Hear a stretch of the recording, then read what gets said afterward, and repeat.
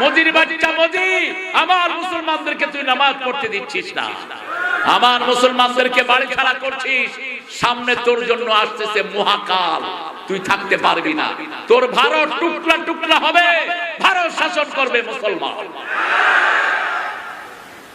আমরা যদি অস্ত্র নেই, ভাগার জায়গা পাবি না। 42 কোটি মুসলমান এখন ভারত, আর 18 কোটি আমরা বাংলাদেশ। আমরা কোন মুসলমানের মধ্যে পার্থক্য করব না, ঠিক না? ঠিক।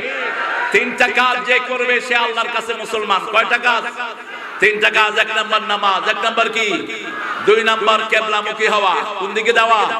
3 নাম্বার আল্লাহর তরিকা অনুযায়ী জবাই করা। এই 3টা কাজ যে করবে সে মুসলমান, আল্লাহ তাকে তার জিম্মা রেখে দেয়। আমরা এক হব।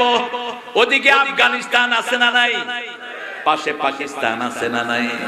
লেংটি লইয়া পালানোর কোন জায়গা পাবা না। তবে নিরীহ কোন হিন্দুর উপর আমরা আগেও কোনো আক্রমণ করি নাই, ভবিষ্যতেও করা হবে। যারা নিরীহ তারা নিরীহ, তাদেরকে আল্লাহ ক্ষমা করে দিবেন, ঠিক না? ঠিক। কিন্তু তোমরা যারা মুসলমান নামাজ পড়ছে, গর্দানে পাড়া দিয়ে রক্ত বের করছো। আজকে সকালে দেখলাম একটা ছোট্ট মেয়ে স্কুলে যাচ্ছে, মাথায় নেকাব দিয়ে, তাকে টেনে এনে পুলিশের বাচ্চা তার মাথার চুলগুলো টেনে টেনে ছিঁড়তেছে। কি অমানসিক নির্যাতন চলছে ভারতে, এগুলো আমরা এখনো কল্পনাও করতে পারছি না।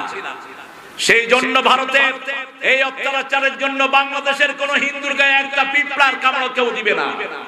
তোমরা মনে রাখো, আমরা কোরআন মানা মানুষ, ঠিক না? ঠিক। তবে প্রত্যেকটি মুসলমানের প্রতিশোধ নেবেন কে? আল্লাহ বলছেন সূরা সিজদা 22 নাম্বার, ইন্না লিল মুজরিমিনা মুনতাকিমুন। সব অপরাধীর প্রতিশোধ নেবেন কে? আল্লাহ নেবেন। ভারত, এই অত্যাচার বন্ধ করো, অত্যাচার বন্ধ করো। মুসলমান যদি এক হয়ে যায়, দুনিয়াতে বেঁচে থাকার কোন অধিকার তোমরা পাবে? আল্লাহ আমাদেরকে ইসলামের জন্য এক করে দেন। জোরে বলেন আমিন।